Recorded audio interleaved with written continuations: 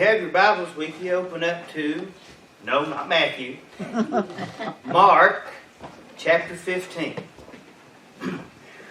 Mark chapter 15.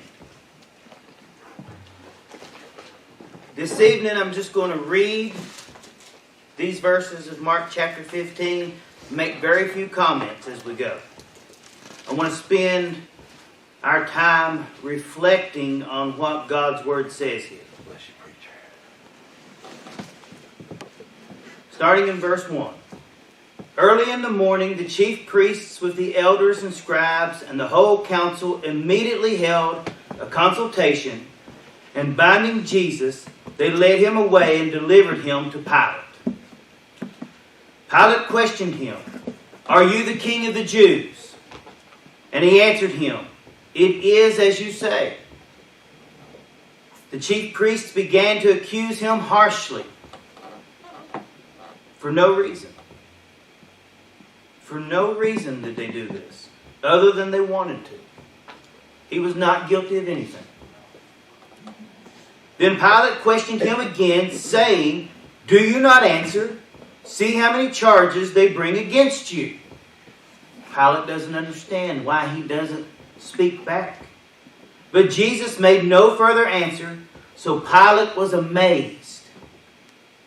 This really took Pilate aback. He's not used to this. He's used to people arguing and defending themselves. But he's never met a man like Jesus. Amen. Now at the feast, he used to release for them any one prisoner whom they requested. The man named Barabbas had been imprisoned with the insurrectionists who had committed murder in the insurrection. The crowd went up and began asking him to do as he had been accustomed to do for them. Pilate answered them, saying, "Do you want me to release for you the king of the Jews?" For he was aware that the chief priests had handed him over because of envy. But the chief priests stirred up the crowd to ask him to release Barabbas for them instead. They chose a man guilty of insurrection, possibly even murder, instead of one who was completely innocent. If the choice was to be made today in 2022, I think it would go the exact same way. I don't think anybody would choose Jesus to be released.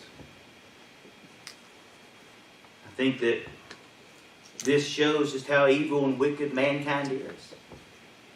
He's done nothing. Answering again, Pilate said to them, "Then what shall I do with him whom you call the king of the Jews?" They shouted back, "Crucify him." But Pilate said to them, "Why? What evil has he done?" But they shouted all the more, "Crucify him." Wishing to satisfy the crowd, Pilate released Barabbas for them.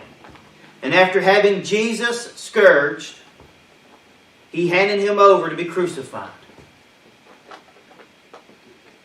We know when he was scourged, they were whipping him with whips that had pieces of metal and bone on the ends, multiple strands coming off. It would rip the flesh as they would bring it back. And for what? What did he do? Nothing.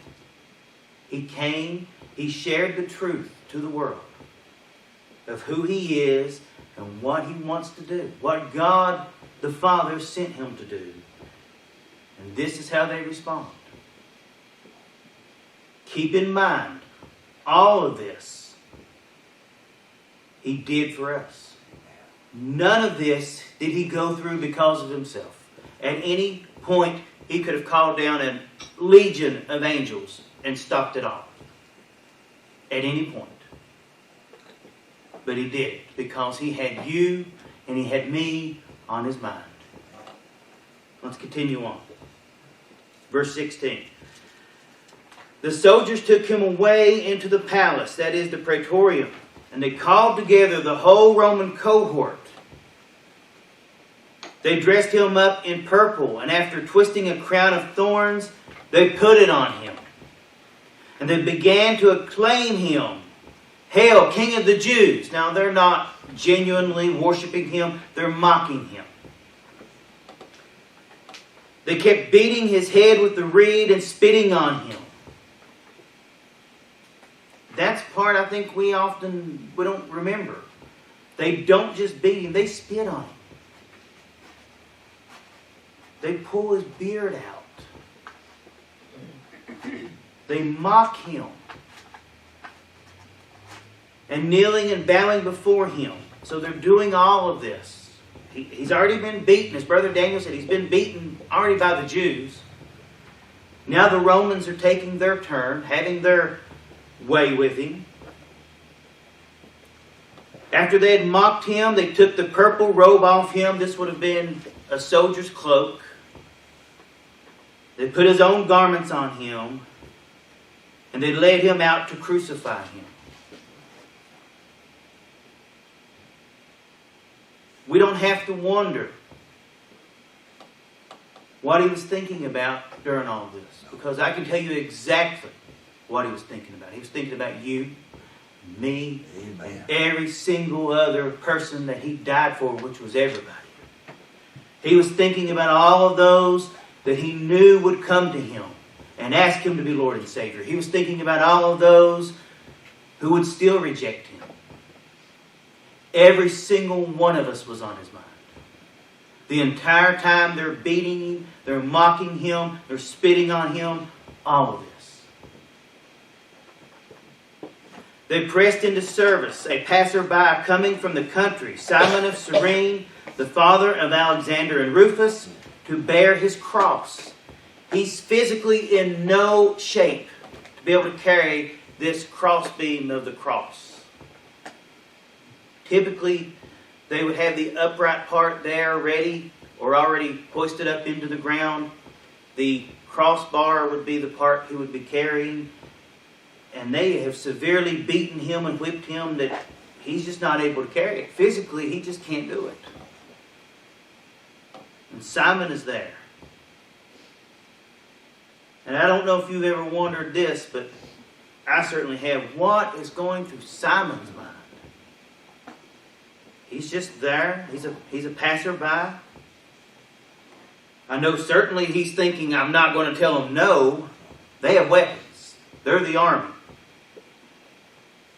But I wonder what he thinks about when he thinks of Jesus, when he looks at him. What's going through his mind? Is he wondering why they did this to this man? Is he wondering, did he deserve it? Does he know? Has he heard? We don't know any of that. But one day we can ask Simon, what were you thinking about? What was on your mind? We know what was on Jesus' mind. All of us. Then they brought him to the place Golgotha, which is translated place of a skull. Latin, it's Calvary. They tried to give him wine mixed with myrrh, but he did not take it. Anybody know why he didn't take it? He wanted to have his senses. He wanted to have his senses. It was to dull the pain. He didn't want to have the pain dulled. No. Because he was taking that pain on our behalf. We deserve all that they've done to him. All that they're getting ready to do to him. And that's hard for us to put in our heads. We often think we're better people than we are. Well, I didn't do anything to deserve what he's went through already. But I did.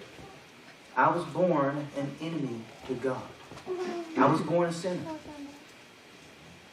I deserve everything Jesus has went through and what we're getting ready to see what he's going to go through. Yet he decided before the foundation of the world that I didn't have to go through this. Hallelujah. that you didn't have to go through this. And it blows our minds because we know we are not deserving of what He did for us here. So I really hope that you're getting the full weight of what He did here. And they crucified Him and divided up His garments among themselves, casting lots for them to decide what each man should take, not knowing they're fulfilling prophecy as they do this. It was the third hour when they crucified Him.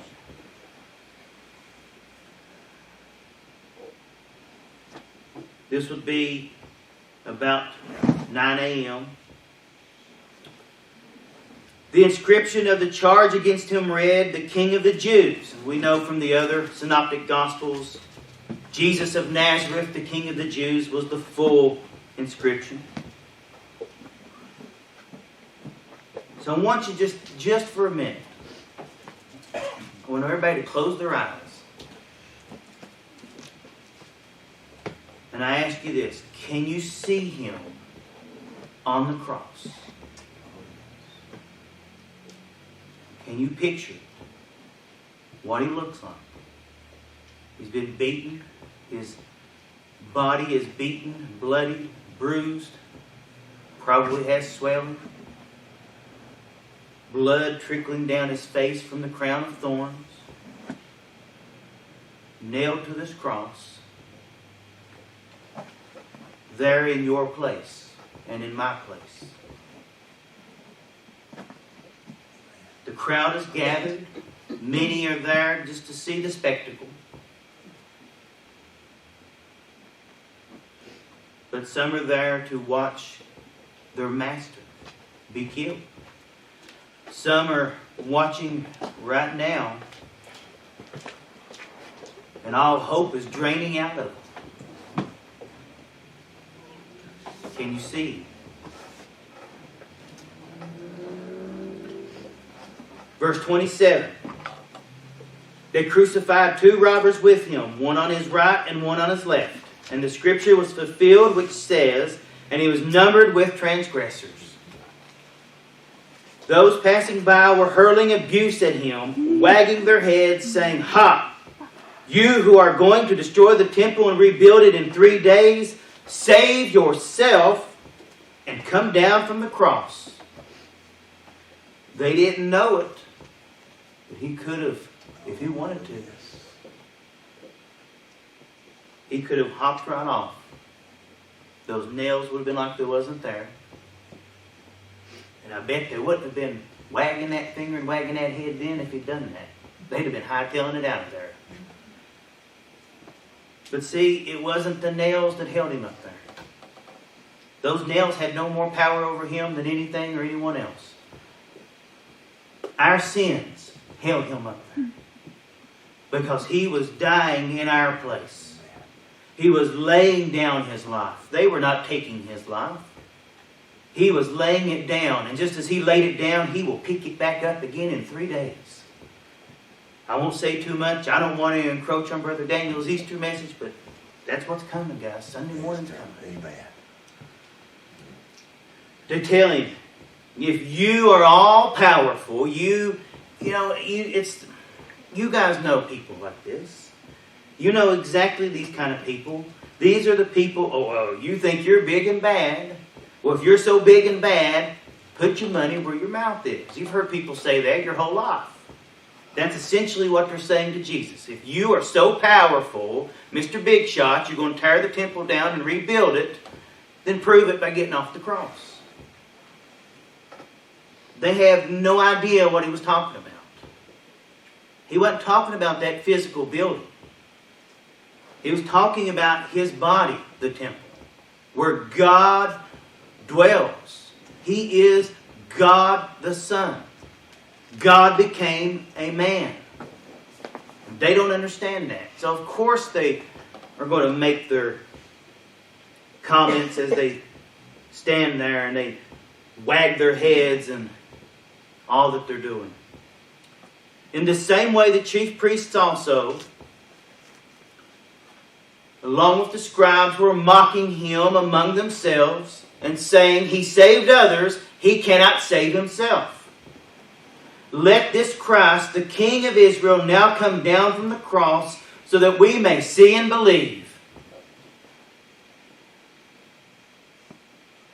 It's easy to mock him when he's nailed to a cross, and they beat him almost to death.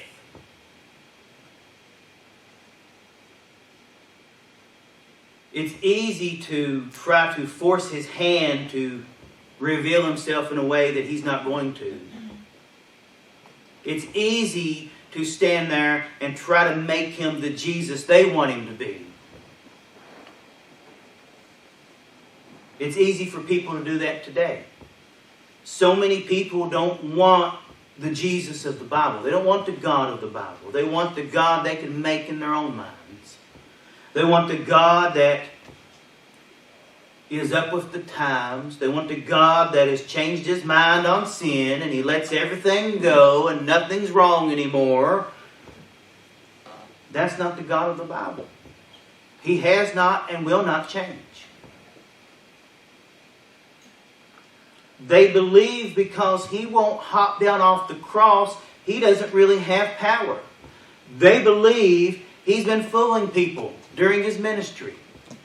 They've accused him of being in league with Satan and said Satan was his power source.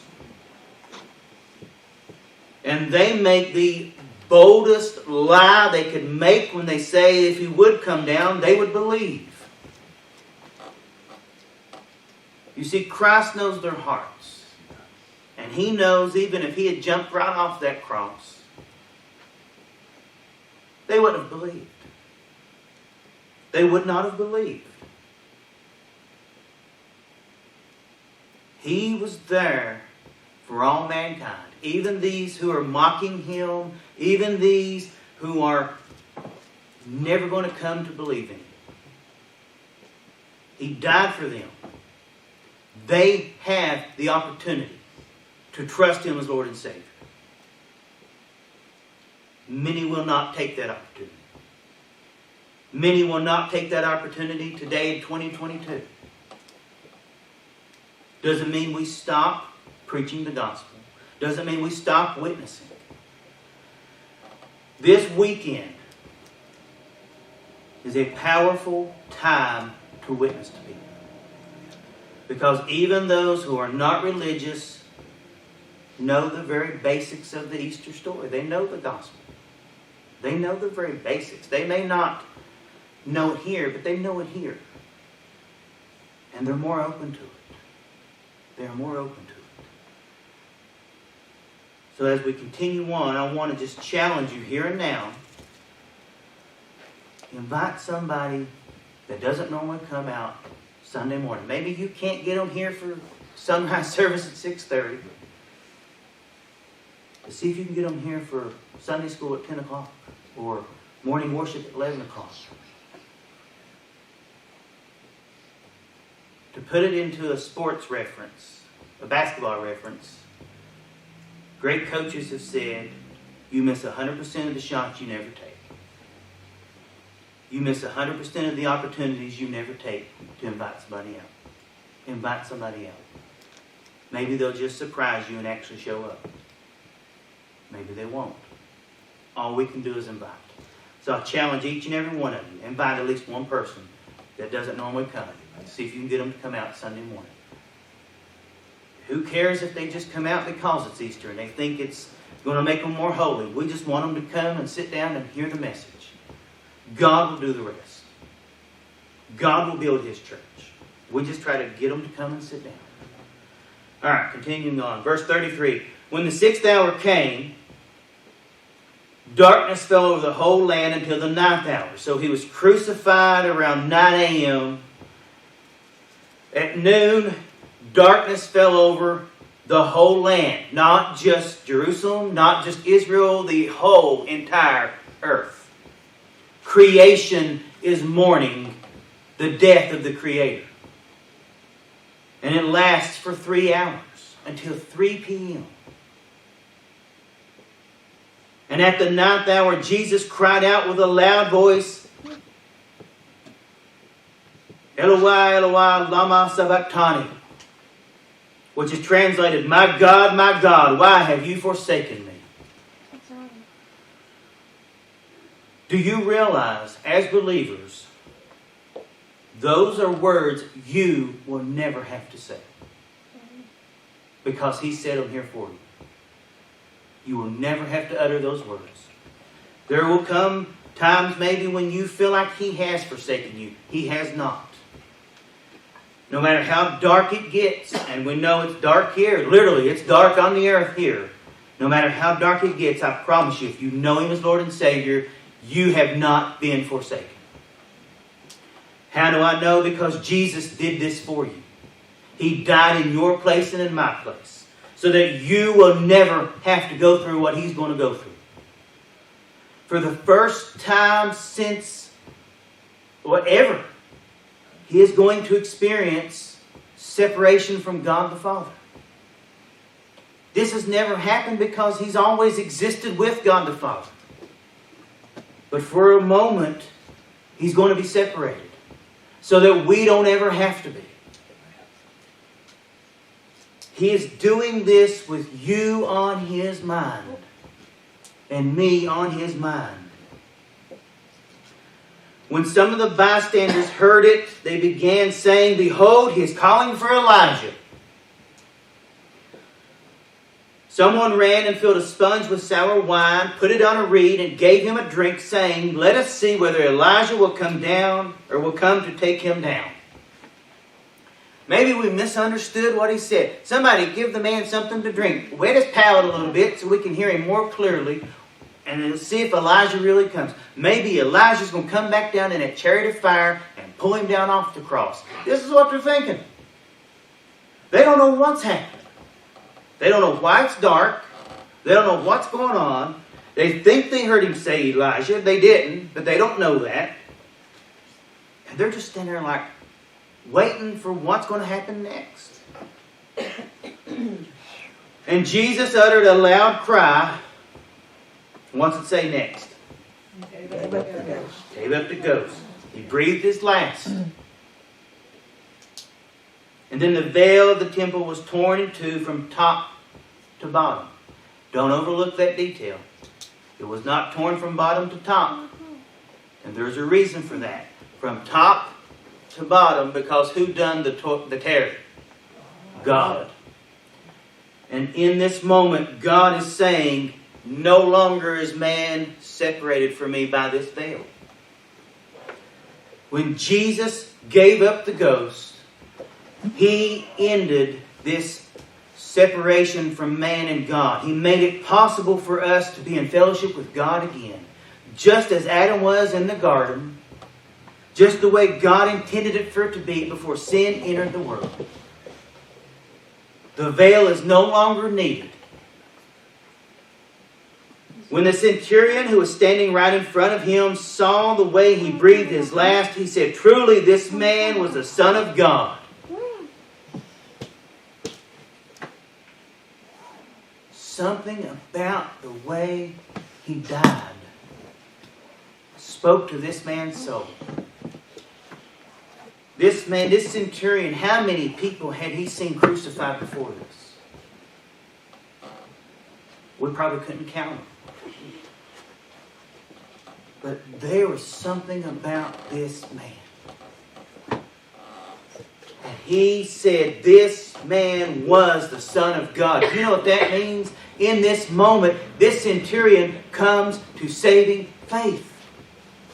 He says he is the Son of God. I believe. That's what he's crying out. I believe. And he don't care who hears him. He doesn't care who's around.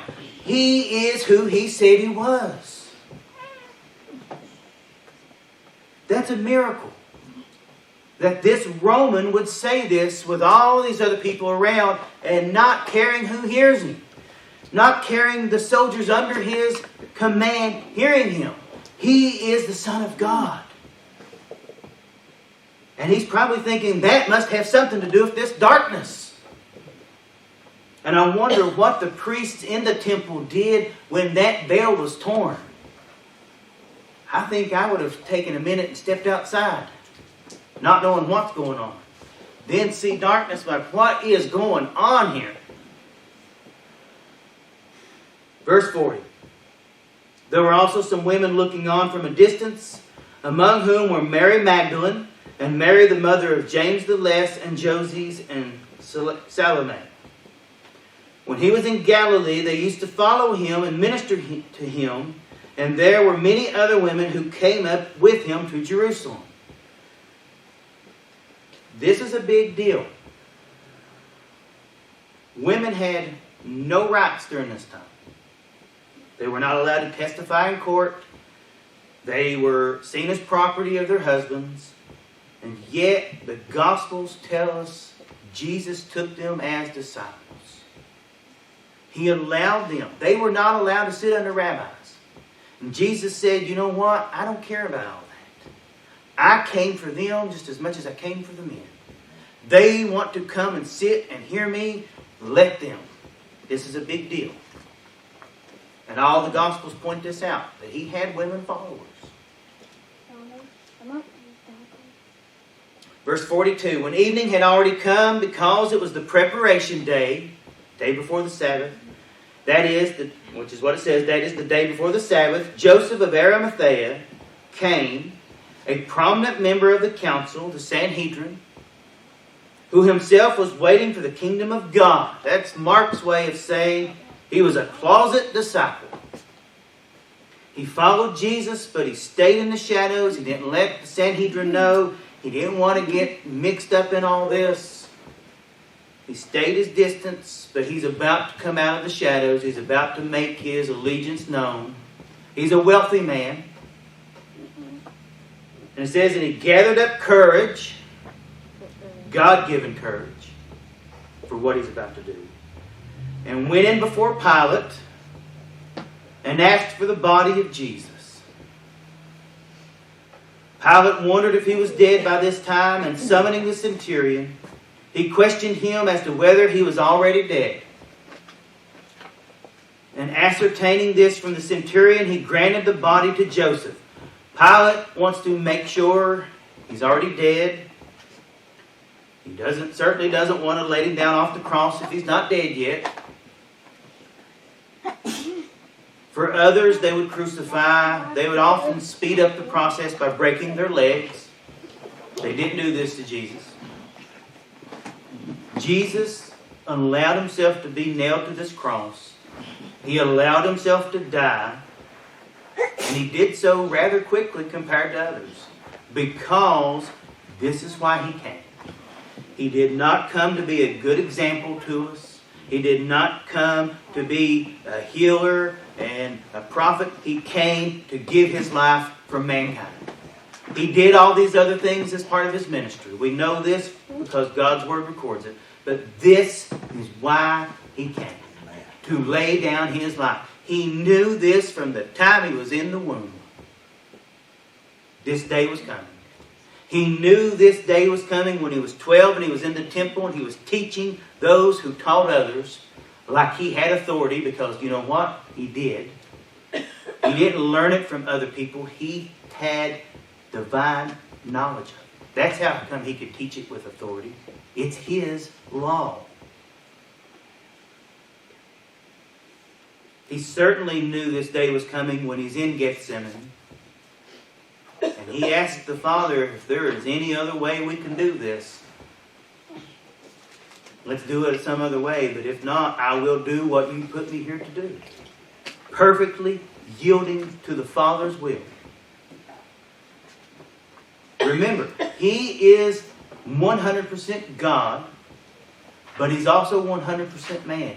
And it is that 100% that did not want to die. He did not want to.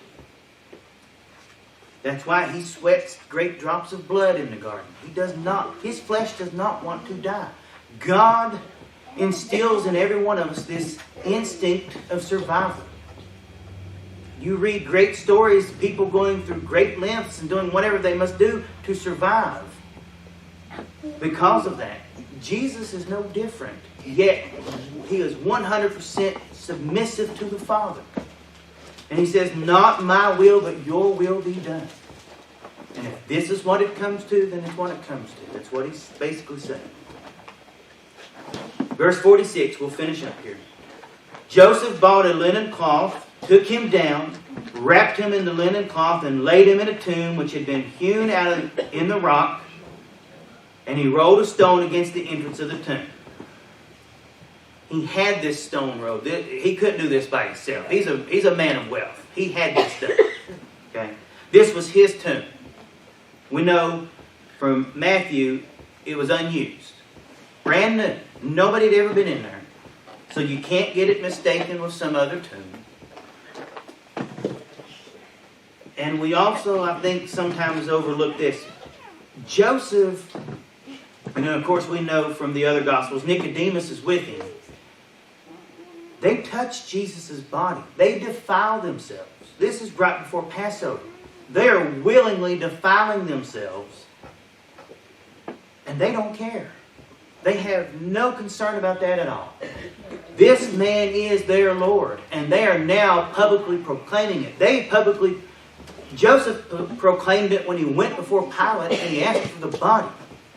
You think people didn't notice this man of wealth, this member of the Sanhedrin, walking into wherever Pilate's at and saying, "Can I have the body of Jesus?" People paid attention to this. This is his public profession of faith. He is no longer going to be a shadow Christian. Then in verse 47, Mary Magdalene and Mary the mother of Joses were looking on to see where he was laid. That is what today is about. What he did for all of us, all of mankind. He had allowed himself to be beaten, to be mocked, to be scourged, to be spit on, to have his beard pulled out, to be hit with a reed, to have a crown of thorns put on him, to be nailed to a tree with two criminals, one on each side. And he allowed himself to die in our place so that we would not have to pay for our sin. He paid our sin debt in full. He said, "It is finished." Paid in full. It is done. So I hope you've taken time as we've read through this and you truly have reflected on what Good Friday is and what it means. I'll turn things back over to Brother Danny. I want to ask Brother David, Brother Danny, our deacons to come forward at this time.